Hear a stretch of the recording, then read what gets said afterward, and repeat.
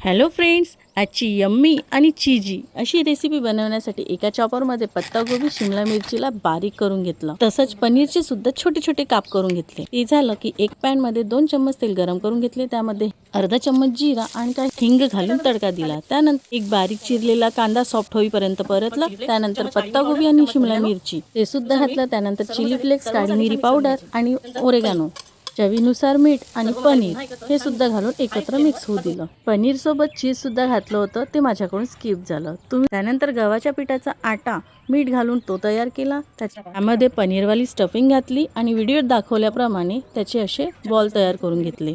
एका बाजूला पाणी लावलं आणि ते तव्याला चिकटवलं. त्यानंतर 2 ते 3 मिनिटं याला झाकून ठेवलं आणि शिजू दिलं. त्यानंतर व्हिडिओत दाखवल्याप्रमाणे तव्याला उलटं केलं आणि त्याला दुसऱ्या बाजूला भाजून घेतलं.